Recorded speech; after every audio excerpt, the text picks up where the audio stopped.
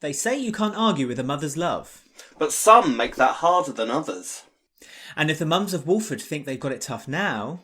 then there's a return on the horizon that could push them to their limits. Oh, I'm Alex. I'm Rob.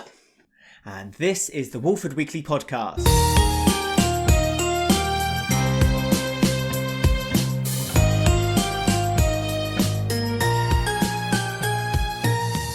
Hello everyone and welcome to Walford Weekly, your weekly EastEnders podcast, where this week we'll be discussing the episodes that were broadcast on the BBC in the UK from Monday the 16th to Friday the 20th of August.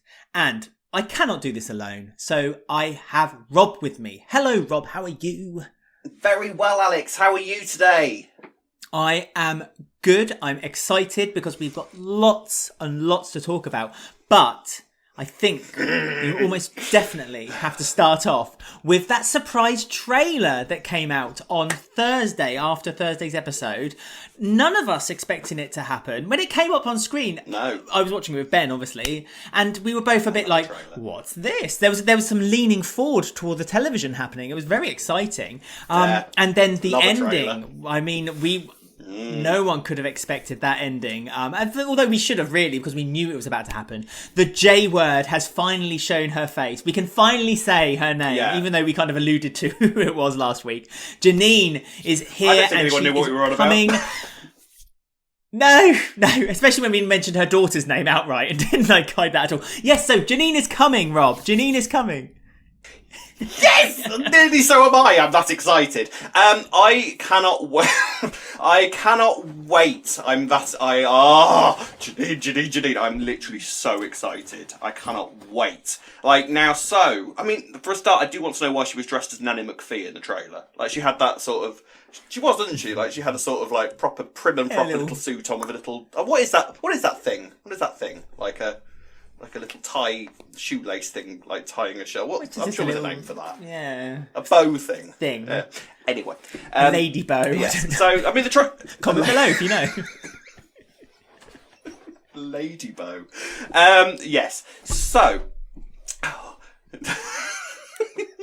Yes. So, yes, so the trailer itself, I actually really liked because it was just sort of showing, different parts of Walford and London itself, which, I had to watch again before I realised, I see, I get it, nice, I get it. And then you've got Janine. Now, was there a bit of foreshadowing in the trailer? Because Janine, at one point, kind of sped through and nearly knocked Honey and Isaac over, didn't she?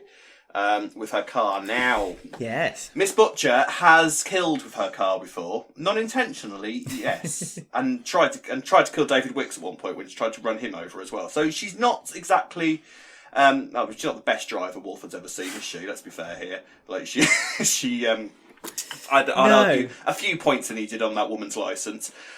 So is another human to Janine's car collision oncoming? Was it foreshadowing, or was it just kind of showing Janine sort of rushing through this apparently kind of great little square where people are all a community, and there was the symbolism of Janine sort of coming in to ruin it all? What do you think?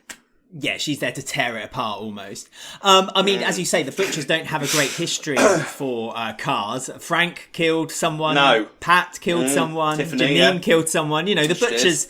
Butchers like to butcher people in their cars. Let's be honest. God, Scarlett's going to get behind the wheel of Janine's car, isn't she? It's a matter of time. In fact, I'm surprised that Scarlett wasn't just there in her little tights type thing. One of those little red cars with the yellow roof. Yeah, exactly. Peddling, knocking Isaac down. I don't think so. I think your latter theory is correct. I think it was kind of symbolised that she's tearing through the squares, because the way she's going to tear apart the square. She's there to save the day. You can say all kinds of things about Janine. I mean, as you say, I thought the trailer was brilliant. We haven't had a trailer like that for EastEnders. Even that one that they did when they kind of... Remember they had all those kind of scenes and they kept zooming into different parts of the scene? They had it about 2 years ago. There was that fight that was happening outside the square and then zoomed in on Martin and Ben looking aggressively at each other and zoomed out.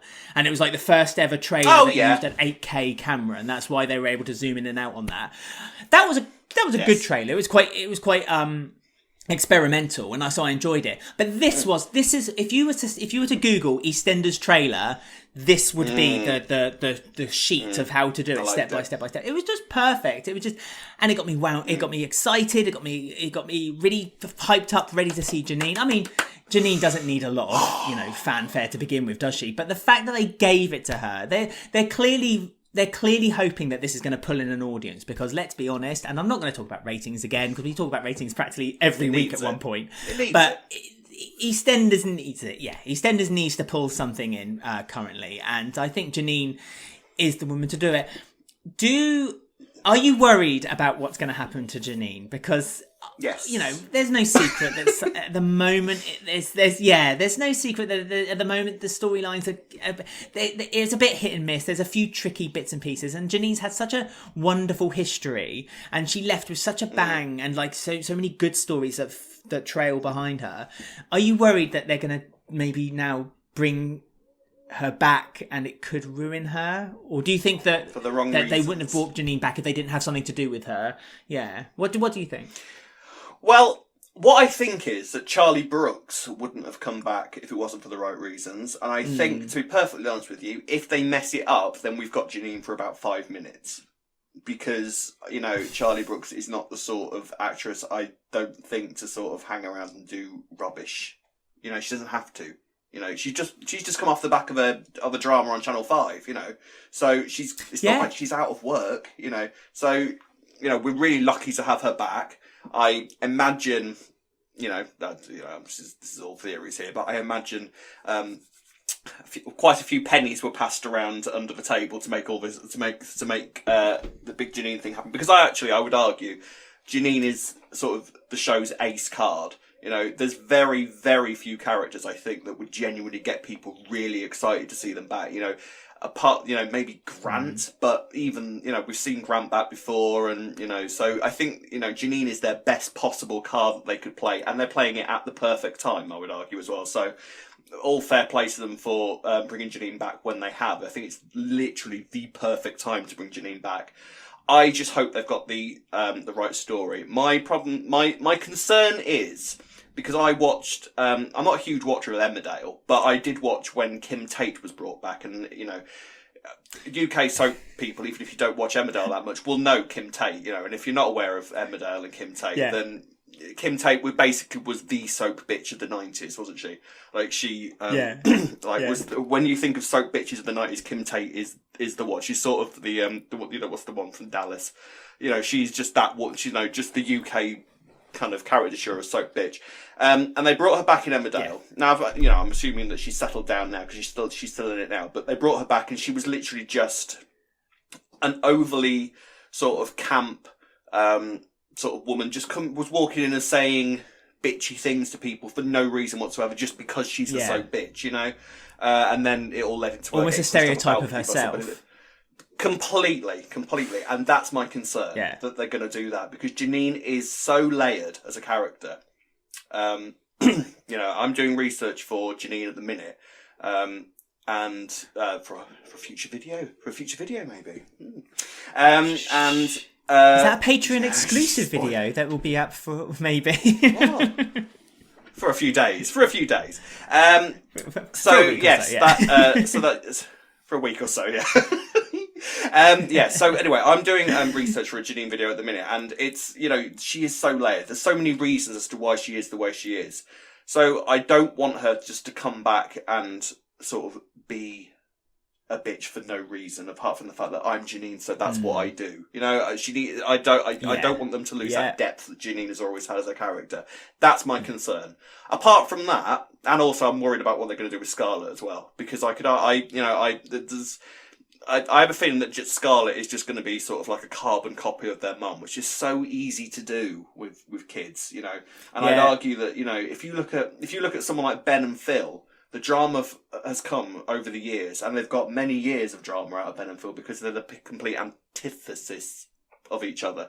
They're complete opposites, and that's why they had Shut Up, and that's why they had so much excellent drama together, because they're complete opposites to each other. And for me, that's a bit more interesting than watching just, mini Janine just for the hell of it because she's Janine's daughter. But, you know, it's all theories at this point. We will know when she arrives. We don't know when she's arriving. Presumably it's quite soon. My guess is it's going to be on a Friday.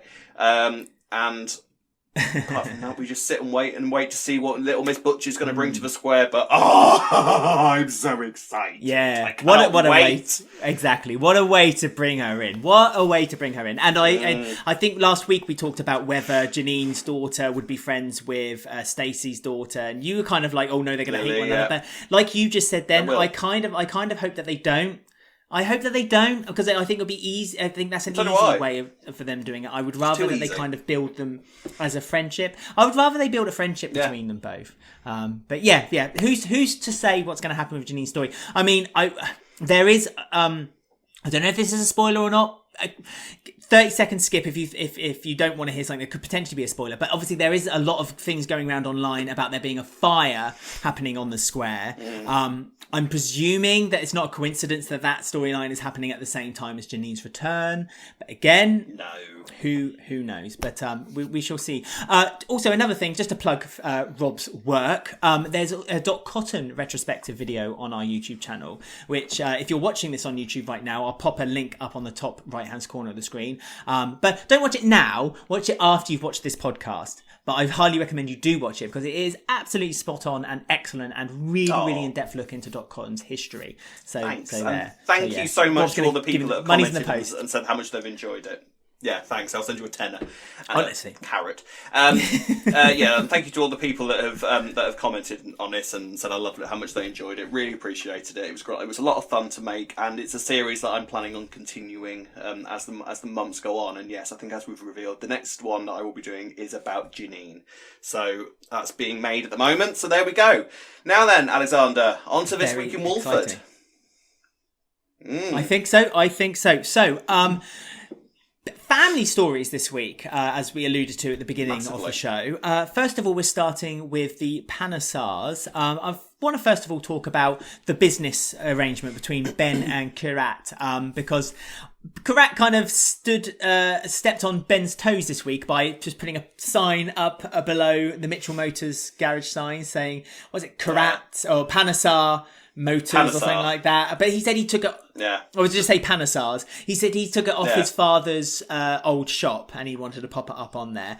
Ben immediately took a disliking to that, even though Callum did warn him to say, like, you don't want to mess around with him because he has just helped you out of a big hole. But Ben was like, no, hot-headed, straight in, said, I don't want anything to do with you. I don't want you to do with the business anymore. I will find a way to pay off the debt that I owe you.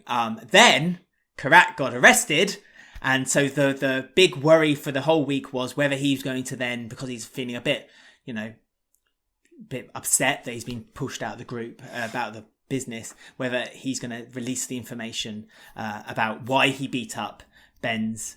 It was Paul's killer, wasn't it? When he came out of prison, Simon had beaten up Simon. Yeah. So. How did you feel then about this story? Do you think Ben was a bit unfair? Because I feel like Ben had jumped quite quickly to the conclusion that Kheerat had kind of like stood on his toes. Yeah, I mean, the thing is, this time last week, Ben had a really terrifying 8-year-old, threatening him and telling him that he was going to get his legs broken. So, I would argue that Kheerat at least saved his legs, if not his life, So, if I was Ben, I'd be possibly a little bit more grateful and realise that, the Panesars, despite the fact that, yes, there is a rivalry there, they're a rival because they are good at what they do. There's no point in pretending that the Panesars aren't good business people. So, I'd at least listen to what Kheerat has to say, considering that he has saved the business and, clearly has some levels of experience behind him. But, of course, this is Ben. And Ben isn't going to do anything like that because Ben has to be top dog because he's his son's son. He's his father's son. So he's got to, he's got to act like top dog. I was quite excited when Kheerat got arrested because I wasn't expecting that, because I genuinely thought that, Kheerat beating up Simon, that was it. Kheerat was never going to hear from it again, and whenever the story reads its head again, it was purely going to affect Callum. So I was quite pleased. Not pleased, but it was it was a bit of a shocker to see Kheerat get arrested. I would like to point out that Walford Station has got the sassiest officers. This is like another one now. You know when Chelsea was in the cell for the night, and then she had that really sassy kind of prison guards. Well, they're not prison, but the police officers around to her and say, "Yeah, we got breakfast. Yeah, got a hot buffet. Really? No." And then this week, Kheerat had a guy going, "Yep, put on your lipstick. You're going to an identity parade." Tell you what, I want a spin-off set in that station, because there's a load of great characters bubbling away there, like all sorts of sass. It could even be a sitcom, like Holby Blue. Remember that? You remember Holby Blue that happened? Oh, God, I do. Yeah. Oh, yeah. Josie Darby was in there from CBBC fame. She was, and Casey Ainsworth was in it as well, and Zoe Lucker, I'm pretty sure was in it as well. So yeah, they had a few Walfordians in it. Didn't do very well, unfortunately, though. So he keeps his gob shut, and Ben is relieved and reluctantly sort of agrees to roll over and sort of let Kheerat have a bit more of a say in the business. Now, all of this is before Phil is going to return. That's going to be the interesting thing, because presumably what's going to happen is that Ben will sort of reluctantly realise that Kheerat has quite a few good ideas for the business, and things will start to pick up again, and then Phil will return and go absolutely apocalyptic with rage when he finds out that the Panesars own half of the Mitchell business. Suki, by the way, doesn't seem that impressed by owning it. She's I thought that Suki would sort of have a sort of moustache twiddling moment, but Suki's still apparently massively in grief this week, because we've discovered that she isn't really eating still. I thought that had got sorted, but Suki still isn't really eating. She's still feeling overcome with guilt, and we get a little crumb, I would argue, about the Panesar father, who currently is still in prison for what we still don't quite know yet. And I'm really sort of yearning to find out more about this guy, because there's stuff going on that they've sort of alluded to, but they haven't actually given us any solid details towards. But the father rings up Kheerat this week. Now, Kheerat's already, off being interviewed by police, so he can't answer the phone. So Vinny answers it, and they discover that Suki has not told the Panesar father about Jags's death, and lied about the fact that he wasn't allowed out of prison to go to the funeral. So there's stuff going on there. What do you think is happening, Alex? I mean, I think it's weird, isn't it, that Suki kept that secret from the father? Because on the day of Jags's funeral, she made the excuse that the dad couldn't get out of prison. I mean, I'm hoping this is a kind of a way in for us maybe finding out, or having the father introduced to the story at some point and into the show, because I would love that to complete the Panesar family, and it would kind of it'd be an interesting way of looking into why Suki is the way she. I don't want to say was, because the reason I say was is because this week and past week she's become almost a kind of different character. She's become much softer and a lot more wanting Honey to accept her, and her family to accept her a lot more. And I wonder if the reason she kept the father out of the loop was because she felt like it maybe made her family closer to her, and that they could grieve together. But then I suppose ultimately that didn't work for her, because she kind of felt alone anyway. So if that was the plan, then that might have been damaging for her. And it was damaging for her. I mean, yeah, it's understandably the kids, Ash and Vinny and Kheerat, are all very angry at her for not saying anything to the dad last week. And I don't know. What could the dad have done, though, if he had come out of prison? What did they think that would have been? Do they think that it was his right to just be there for his son's funeral? Or is it more the case that they thought that perhaps he could have maybe built the family back up and helped them get together again? It was that's what I was more curious about. Why Suki keep it from him because she was afraid that he's a bad influence on the family, and that Suki's just now got the family in line to what she wants it to become and be. But then it kind of throws that theory out, because, as you say, she didn't really show much interest in when Kheerat said, "Oh, I've got the business." But that's, as you say, that could be down to her really heavy heavy grieving. I mean, how do you feel like the relationship, how do you feel like Vinny and Ash being angry at her mum this week? Because there was more from Ash as well this week, because she was going for her GP review so she could move from being a student into going down the path she wanted to take for a medical career. And it got brought back up again that Suki had bullied her tutor, and so it's essentially, I know, I love that they brought back up, because again, it was one of those things I thought that's going to just never be mentioned again, and it did get mentioned again, to the credit. And Ash now is in a bit of a tricky situation where she thinks that she might not become a GP. She might have to take, because I think a GP is one of those paths that you have to be quite committed to want to have that, because that's a very specialist area. Don't get me wrong, I know medical is all very specialist, but perhaps this is a path that she might now not be able to take. And of all people to help her out as well, Peter was the one who decided to buy her a gin and tonic in the pub and talk her down from all of it. I mean, is that also another hint that the secret between Peter and Suki is coming out soon as well? Oh, I hope so. God, I hope so, because I can't wait for that to come out. I mean, honest to God, I know we criticise Peter weeks and weeks and endlessly as well, but I couldn't help but laugh at Peter this week, because he's such a moron. He is such a single-minded moron. You know, Ash was sat there, like, in the Vic, on her own, clearly really worried about something, and literally all Peter was doing was kind of turning it around to, am I going to get late tonight or what? Because it was brilliant. Like, he just, well, not brilliant, but, you know, he was just, you know, like saying, well, yeah, but you look hot in a nurse's uniform, so think of it like that, you know. But yeah, I know you're sad, so how about you let me buy you a drink, yeah? Yeah, but my mum's like, you know, my mum's really, like, I don't know if I'm going to be a GP. Oh, I'll tell you what, let me buy you a drink, you'll be alright. Like, it was just, that was so honestly, so single-minded, honestly. And, you know, even earlier on in the week when he was talking to Lola, and like she was saying, you smell because you've been running, so go have a shower. And he was like, smell, mate. This is the smell of hard work and success. Women flock from miles and miles to fall at my feet for this aroma. Like, to smell the musk of masculinity that is my potent smell. Guy, he is on another planet these days. This version of Peter is just the most it's Johnny Bravo. It is Johnny Bravo.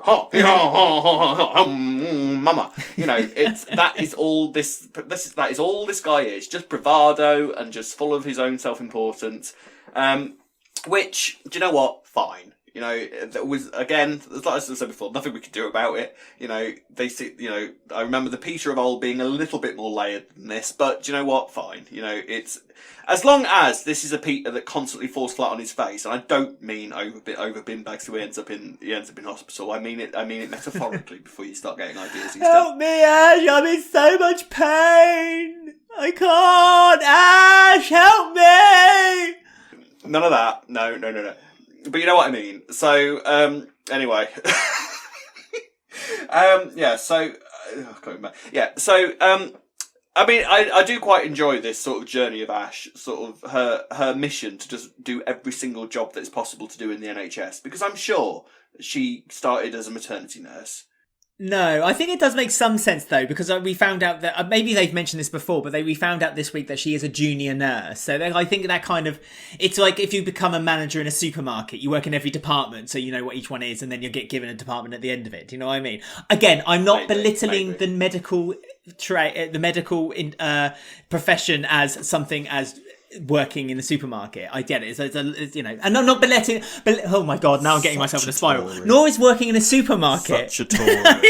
Nor is working in a supermarket a problem at all. I no problem at all with anything. All I'm saying is that I think because we found out that she's a junior doctor, perhaps that then makes sense. That every week she had a whole new. That's why she had like I am not. That's why she had like. You know, one week she was talking about brain surgery. Another week she was talking about, you know, giving birth to, you know, children, yes. Being a midwife and so on. But I am glad that they kind of they're still kind of piling it on thick with Suki, aren't they? With the family, yes. they all feel sorry for her because they are a family and they've all got each other. And you know, as much as the Panesars have kind of, you know, gotten into the fabric of, you know, Walford more and more, they're not kind of partitioned away from everyone else.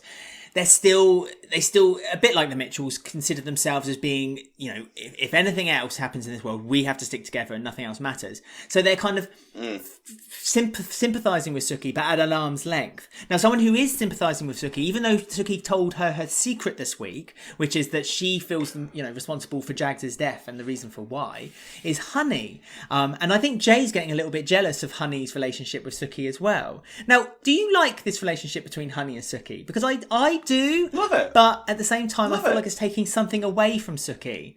Is that just me?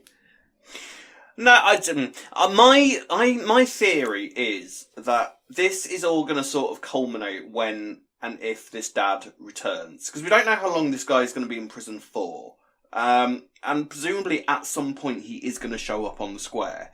And my theory is that it's going to be revealed in some way that everything Suki has done with her family up to this point has been in her mind to protect them from something. And it's going to turn out that what Suki is doing is in some sort of warped way quite noble. You know what I mean?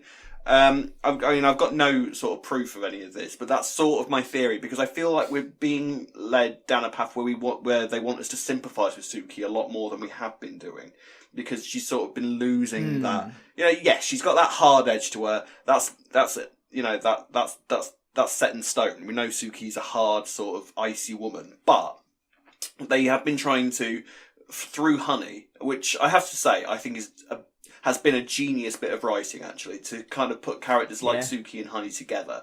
Like I say, second time I might use this word wrong, but the people who are the complete antithesis of each other. Is that the right word? I've said it twice now. Is that the right word? It sounds right. You're asking the wrong person. It sounds right. I can barely talk English. Gibberish is my first language. I write stuff. I'm a writer, I know words. Anyway, so what need English for? Yeah. I speak really good England. So putting two characters together that are the complete opposites of each other and making them actually really work together has been really fun to watch, and I really enjoy Honey and Suki's relationship. And it's like Suki's sort of letting her guard down with Honey now. She's letting Honey in, and she's kind of letting Honey work her magic and just sort of. And so I quite like it, and she trusted Honey with the information of what actually happened with Jags this week.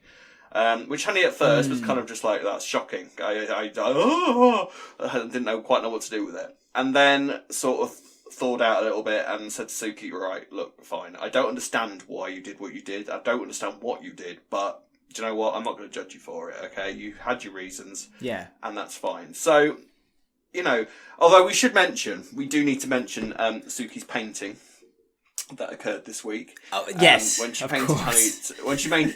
I did feel sorry for her, actually. I really did, because she was really proud of it, and she made Honey look like Conchita from Eurovision, and it was really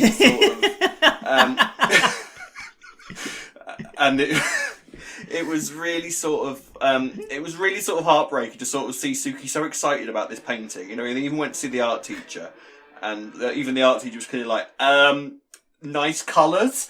Childlike quality really to excited it. About it. Childlike quality, and Suki was like, "You what? Childlike quality? What are you trying to say?"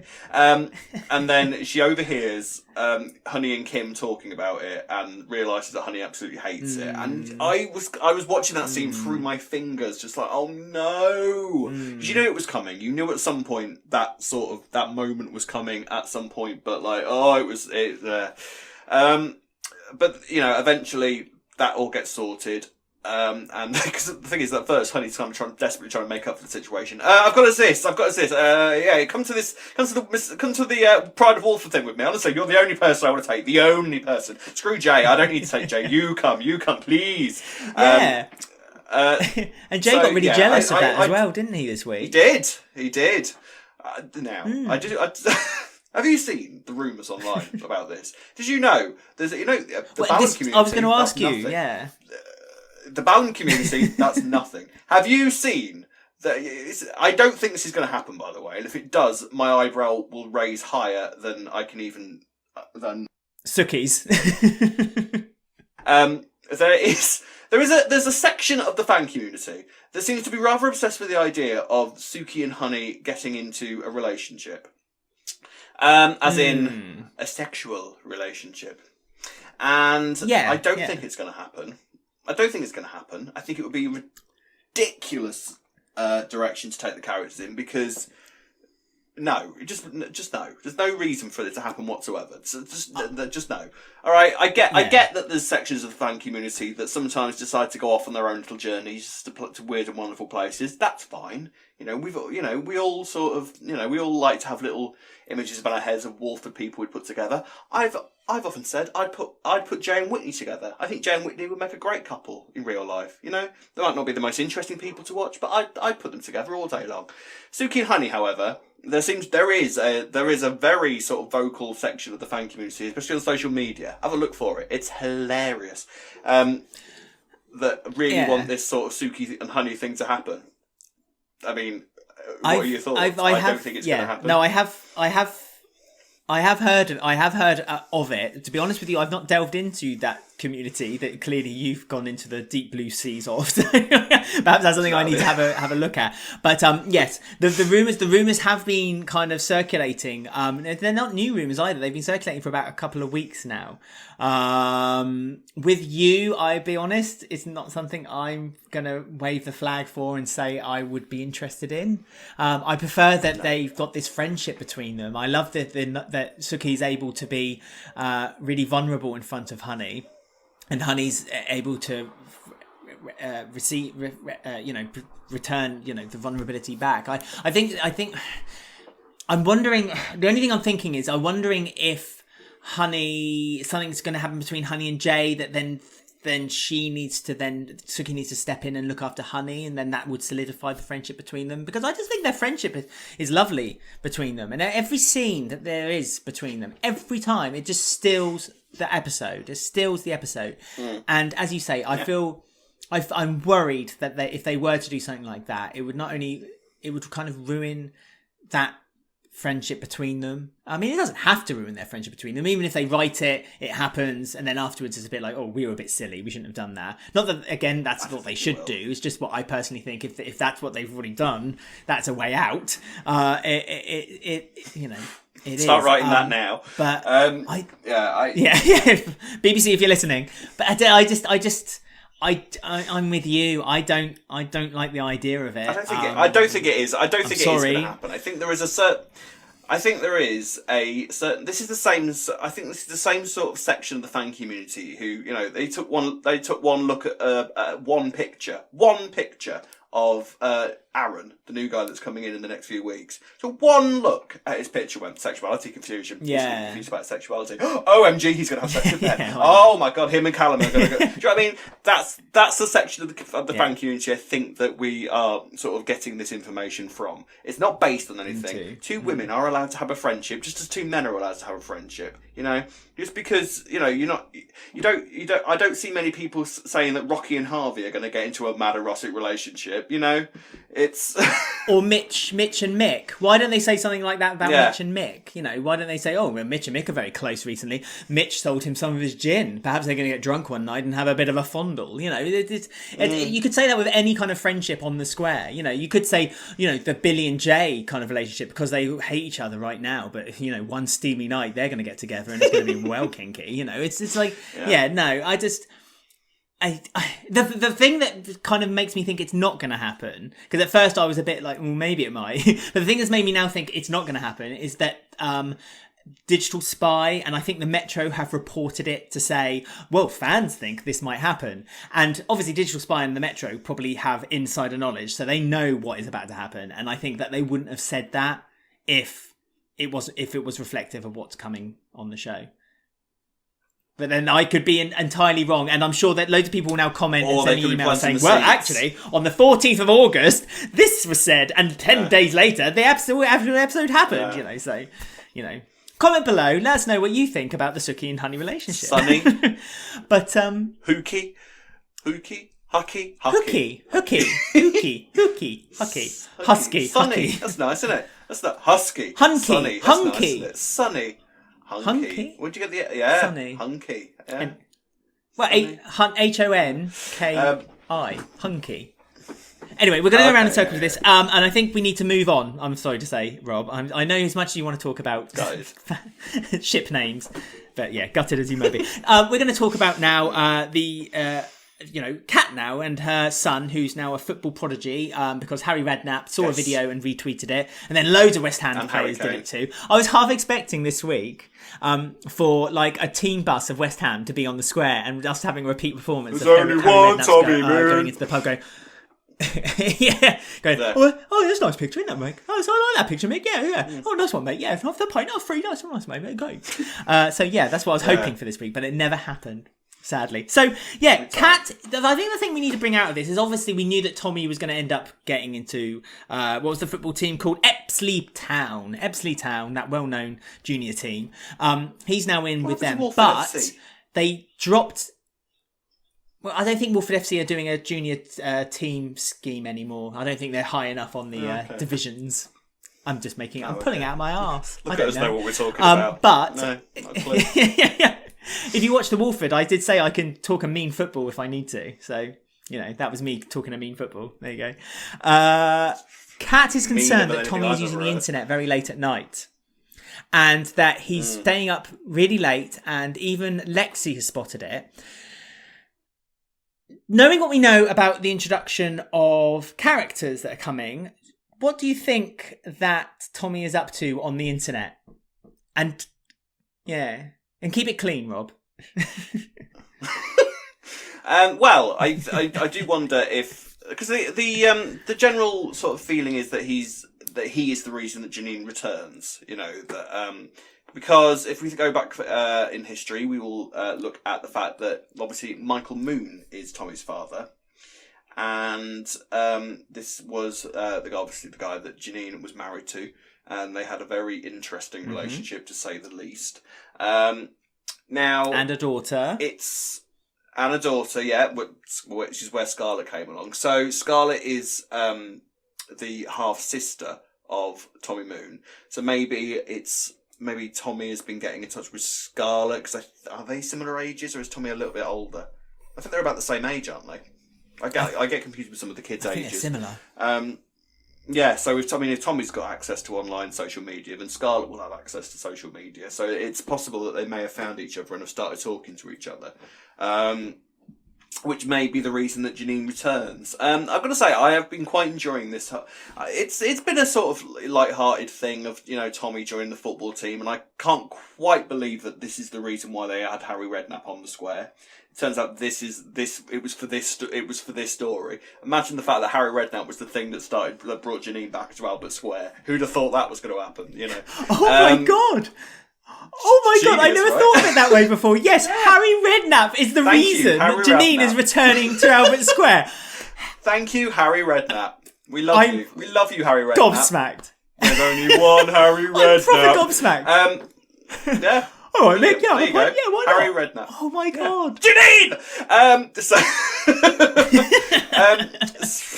Who'd have thunk it? And I have to say, I've been quite enjoying this little Tommy storyline, because I like the little actor that they've got to play Tommy. I think he's quite good. I've got a lovely little image in my head that the kid who actually plays in hates football as much as I do off screen, and they're giving him all this and he's useless with the football and he's got stuffed onto the wall. Just a nice little scenario that I've got in my head. He's probably great at football. So he gets into some of the terms and stuff went completely over my head this week. So yeah, we'll just say he got onto the team that he was applying for. Kim has decided to basically become his manager, and can I just say? Yeah. Can I just say that he gets onto the team doesn't really seem like football terminology to me. It just feels like just a normal sentence, Rob. I don't know football terminology. Let's just say he gets on the team. No, but there was stuff that I'm sure you're safe with that, Rob. Needed to. I'm sure there was stuff that he needed to do to get onto the team. That he had to have an audition. Shoes, football boots, and a football. He had to go to football rehearsals or something. Football rehearsals. Football rehearsals. Okay, now you have dug yourself into that. Now you're drowning in football terminology. Proper gayed it up. I'm just putting it in terminology that I understand, Alex. He has a football audition and now he goes to regular football rehearsals. All right. Yeah. And he got into the social media uprising.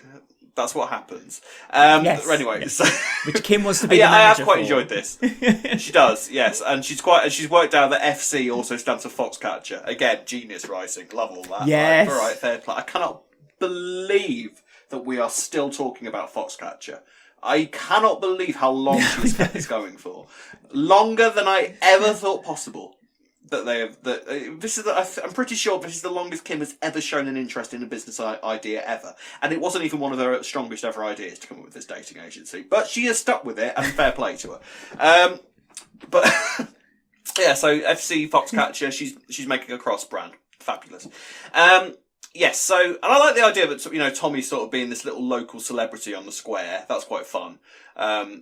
And him I can imagine sort of 10 years time, like the pressures of being part of the football, and all the men on the square like piling all the pressure onto Tommy, and sort of he is Walford's biggest hope, the new shining star. Probably means he's going to lose his legs at some point, or something equally tragic that's going to completely wreck his career. That's interesting thing for you to say, because again, if we're going to delve into the history of EastEnders, there was the character Aidan, who was a football star, and he injured himself and wasn't able to play anymore. So you kind of, I think you brought it up maybe jokingly, but do you think that is something that's going to happen? No. So the pressure on Tommy is going to be so great that something's going to happen that he's going to become injured? Well, I mean, what I was more going for was the slightly more meta fact that when Kate Oates was on Coronation Street, there was a character called Jack Webster, who's a similar age to Tommy, who got sepsis in the legs, and he was a really keen footballer and wanted to apply for Weatherfield FC. CGI leg boy. Yes, CGI leg boy, that's the one. And he ended up losing a leg, yes. And that was all very tragic. So do you know what I mean? I sort of smell... I smell sepsis. So I... I smell sepsis.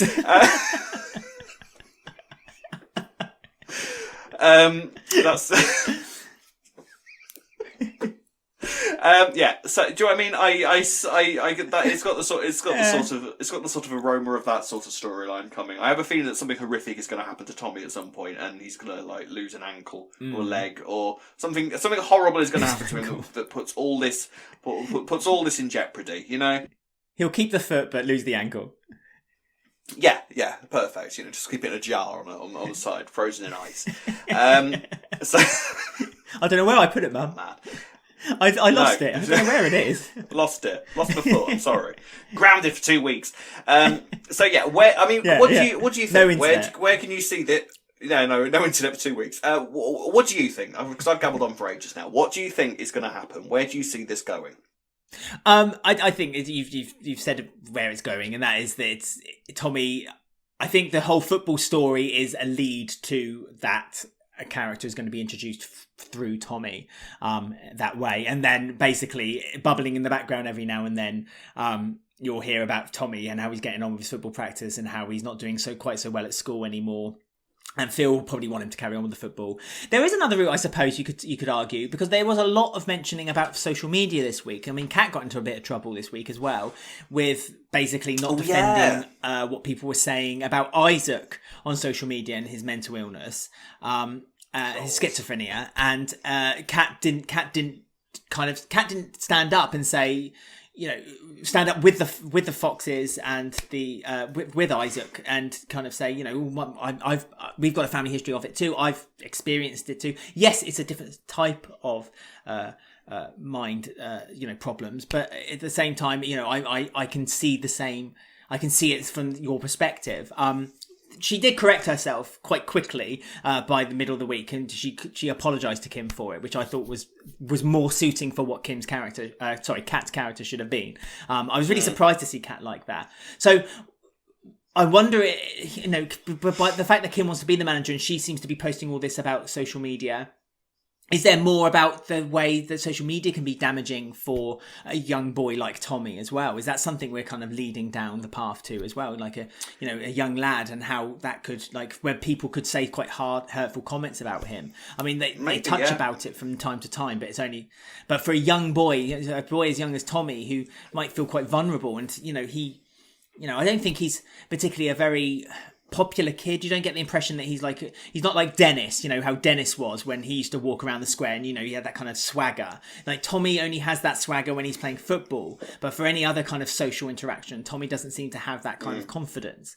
And I wonder if that lack of confidence could damage him in the social media sphere, and that's maybe the other story we're going with Tommy, and that damages his football career in one way or another.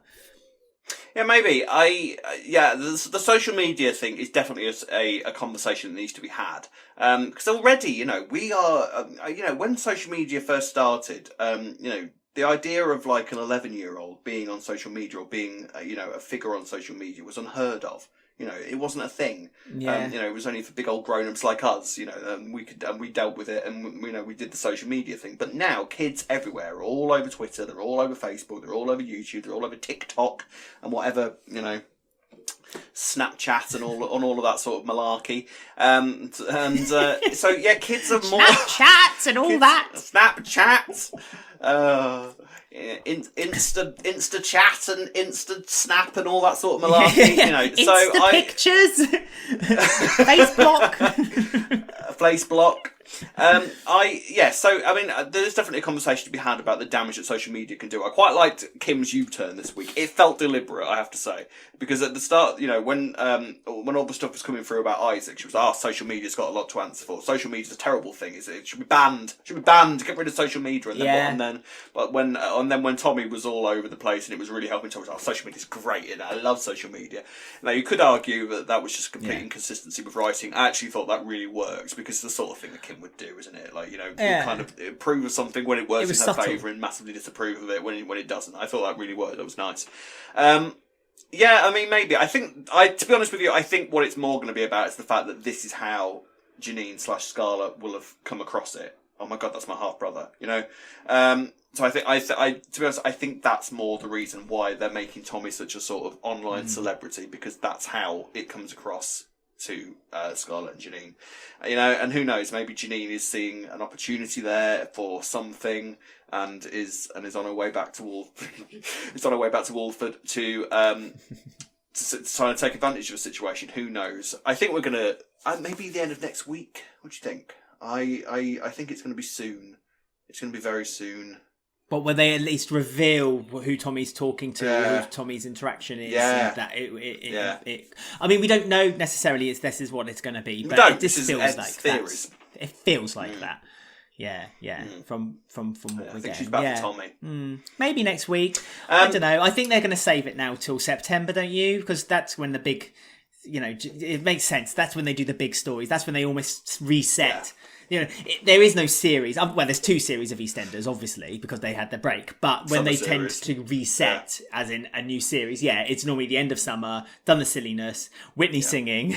We'll be talking about that next week, Rob. Can't wait for that. And then in September, normally the second week of September, I always say it's normally when the schools go back in England. That's when the new series begins again. So series 37 of EastEnders then begins. I know EastEnders started in February, so you should argue, it would be February time. But you know what I mean? It shifts like that. That's how TV seasons work in my mind. This is my mind. This is just how I see things. Weird, wonderful play.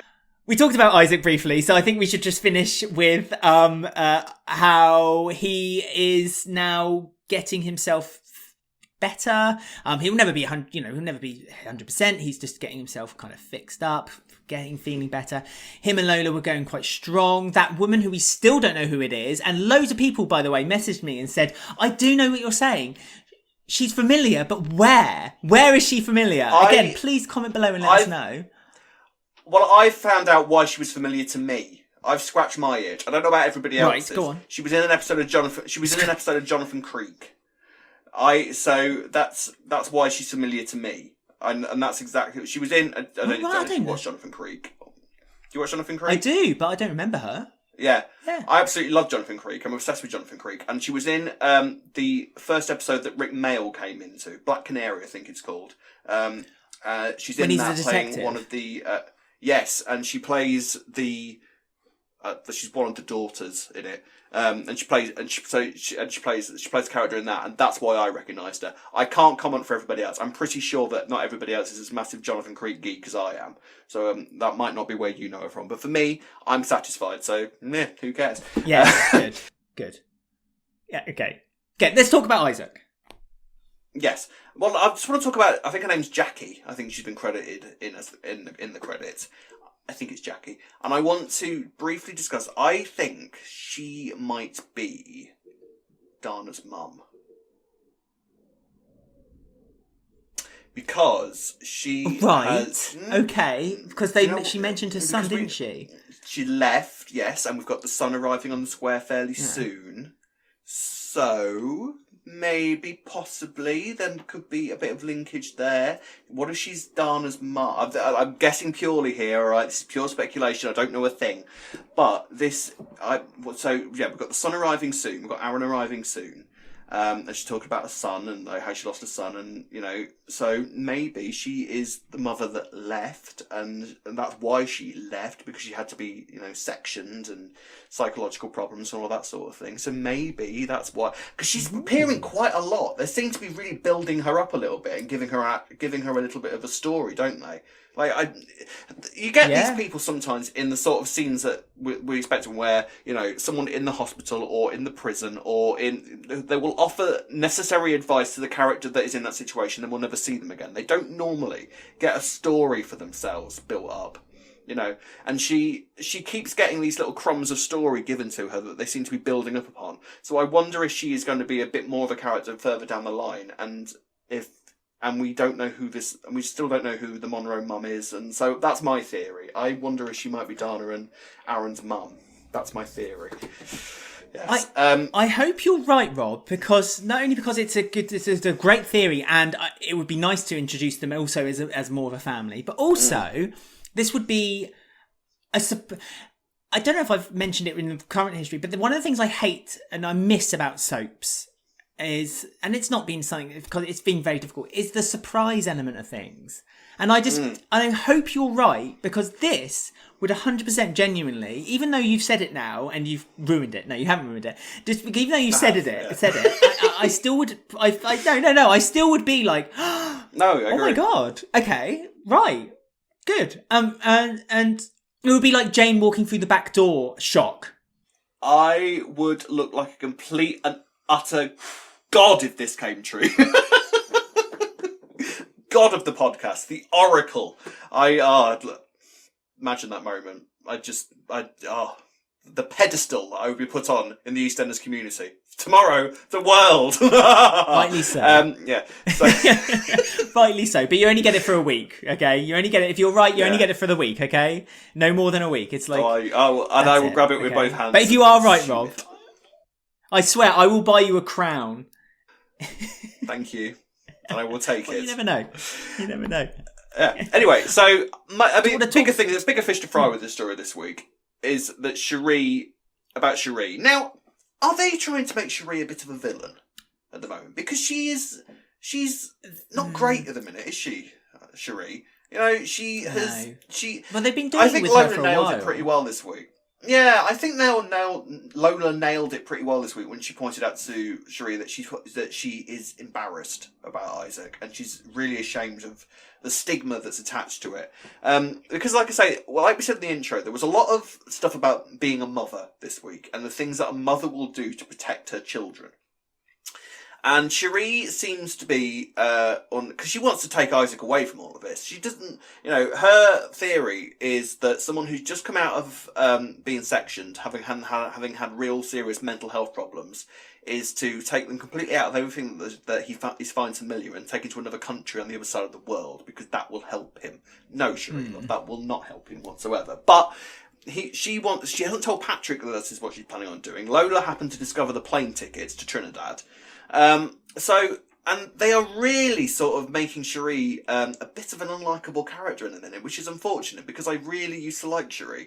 Yeah. Yeah. I mean, yeah, you could argue that it's just all for Isaac's protection and she's just being a really overprotective mother and, blah, blah, blah, blah. But is there another layer to it? Is Sheree? Are we seeing another side to Sheree that we haven't seen previously? Is something else going to come out of it, or what do you think?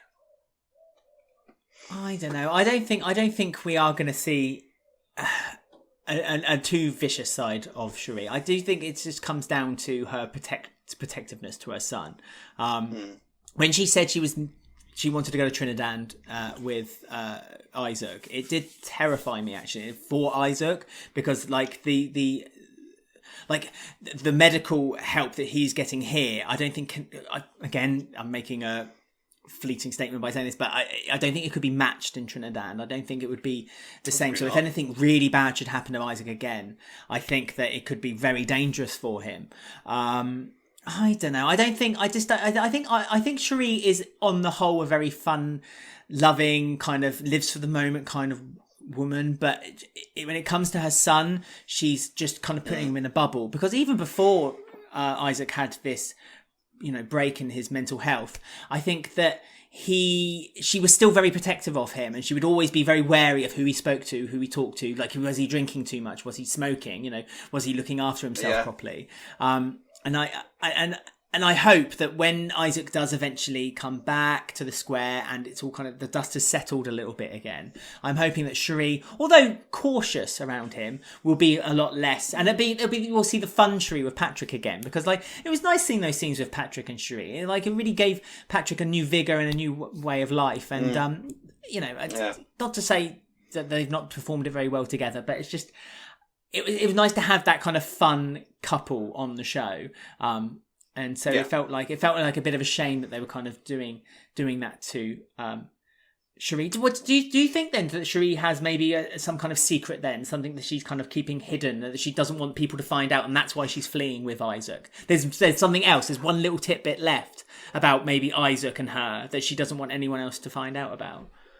I don't know. To be honest, to me, it seemed, like how when they've had a character around for ages and they haven't really known what to do with them, so they decide to make them a little bit of a psycho. Do you know what I mean? That sort of almost lazy writing sort of thing. I did wonder if it was, you know what I mean? Like, I did wonder if it was sort of maybe going in that direction. I hope it doesn't.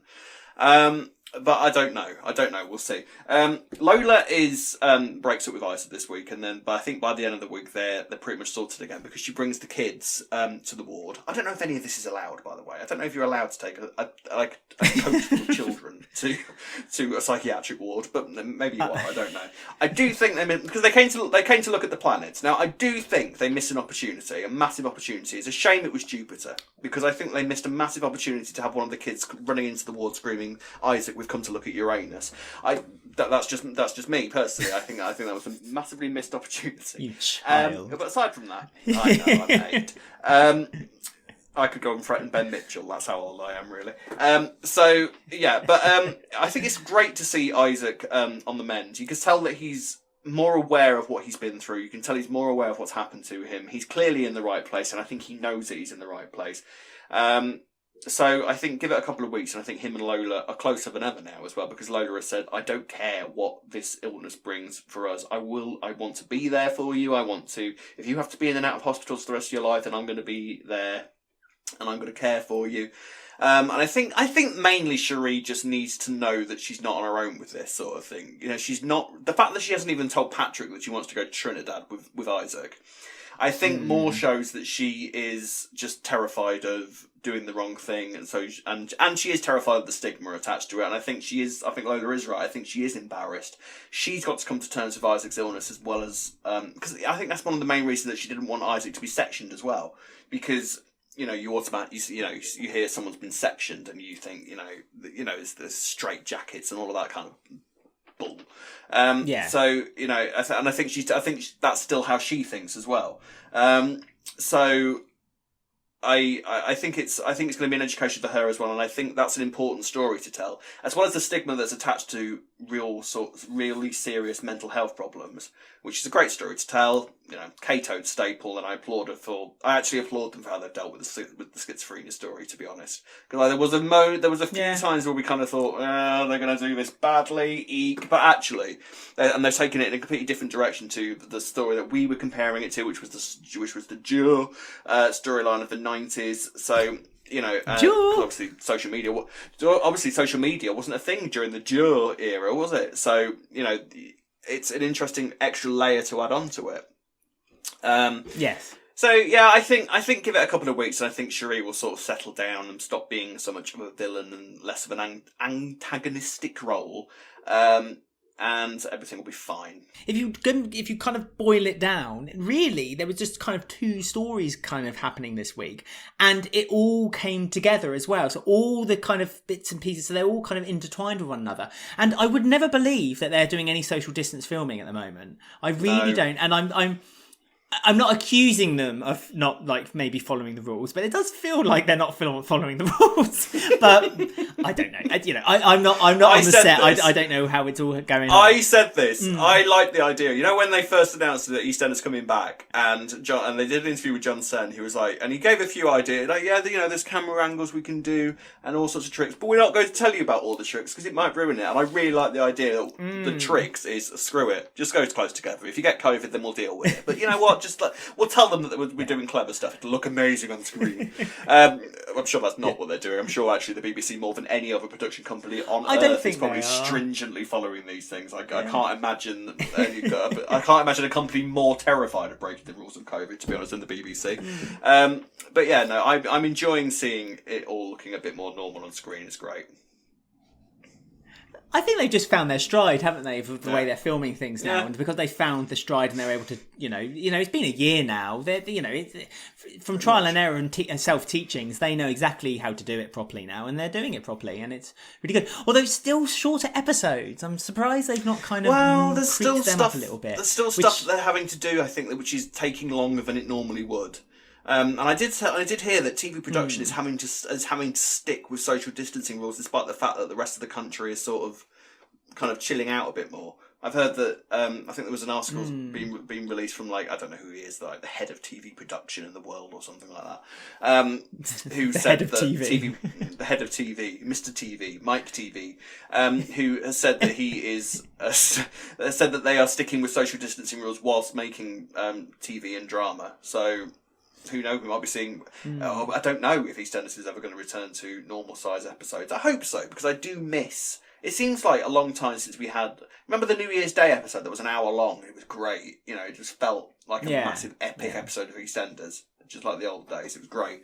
I do miss them. Hopefully, we'll get it back again soon, but we don't know. Well, you know my thoughts. I think that they should just boil it down to 3 episodes a week and just drop that Friday episode, because I don't think that Friday episode is doing them any good. But anyway, we've got time for one comment on our Twitter this week on I Ain't Want to Gossip, so we're going to do it straight after this jingle. You know me, I ain't want to gossip. So this week on our Twitter, I asked you to send us your comments. I'm so sorry that I can't read every single one of them out, but please, believe you me, we love getting your comments. We love it when you interact with us. This week has been a great week, actually, on our social media, on our Facebook, our Instagram, and our Twitter. And you all seem to enjoy our take of the new EastEnders theme tune / Hollyoaks introduction for the show. You know, little joke that we put together, but there was lots of things that people have been getting in touch with us. And as I say, if you want to get in touch with us, all the details will be at the end of the show, or will be on the show notes underneath. But one person who did was @QualityDan, who said, "It's great to see the BBC actually spending some time on a decent EastEnders trailer. It reminds me of the ones we saw in the 90s and the 2000s. I just hope we'll be back to the full 30-minute episodes again." I mean, we talked about the trailer right at the beginning of the show. It was just a brilliant trailer. It was nice to see it again. It was good. Do you think that this is a beginning sign that they're going to start bringing more trailers into the show again? Because they used to make them pretty much every couple of months, didn't they? And they used to have slogans at the end. I forget what the slogan was at the end of this trailer now. It was "Come Together" or something, wasn't it? But they used, we are. Yeah, but they used to have it. Everybody's talking about it. Yeah. Yeah. So I'm presuming that they're maybe going with the trend, because they did at the end of this current trailer. They had that slogan. I can't remember what it was now, but yeah. Do you think this is the beginning of a trend? Yeah. Well, I hope so. I mean, I think they had to do a trailer for this because they want people who might have missed it to know that Janine is back. because they would have been idiotic to not do a trailer of Janine back in some way. And and they're putting this trailer everywhere. I noticed last night, for example, that it was on before and after EastEnders, like straight before and straight after it. So it's not like so I imagine that they're throwing this trailer everywhere in the hope that it does something to sort of bring the ratings up a little bit. I mean, I think we said it all really. I think Janine is the best thing to bring back. The trailer was excellent. Some people didn't like it, but then some people just don't like anything, really, do they? Yeah. Can I just ask you a quick question? Because again, Ben and I kind of had a bit of a chat about it, and the intro sequence. So I know we put a joke one up, but do you think that it is time for EastEnders to rethink the intro sequence? Do you think that iconic spinning of the camera as it comes up with the O logo coming up is a bit old hat now? Or do you think that it's about time that they kind of update it? Not necessarily the same way as what Hollyoaks is, but like, Coronation Street, they used to show the kind of cobbles and the houses and the chimney tops, and now they show modern day Manchester and like the taxi cabs and like the, things like that. Do you think EastEnders could do something new to their intro sequence?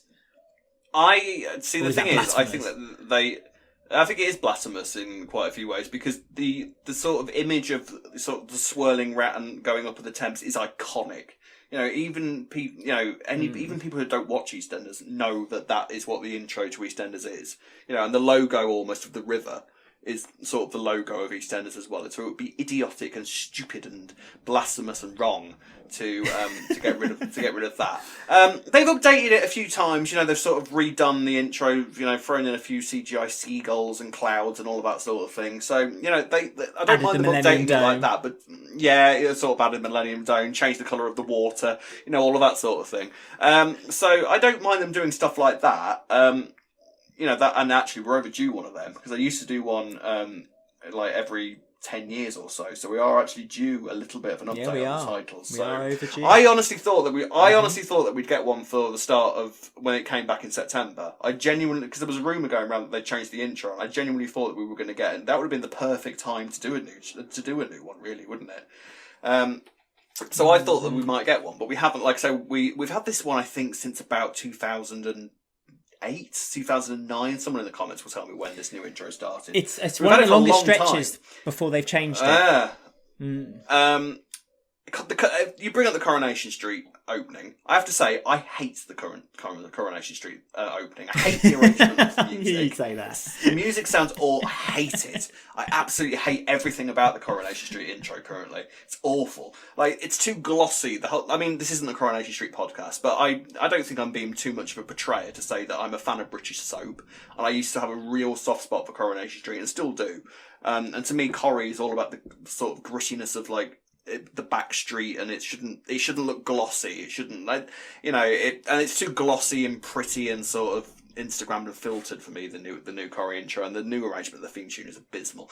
Anyway, so what do you think, viewers and listeners? What would you like to see if EastEnders did a new intro? Let us know in the comment section, or email us, or comment to us on any of these links and email addresses that I'm going to give you now. You can contact us on Twitter and Instagram at Walford Weekly. You can find us on Facebook at Walford Weekly Podcast. God, I'm good at this. On YouTube, don't forget to like, subscribe, and click the bell to get notifications about any videos that we post.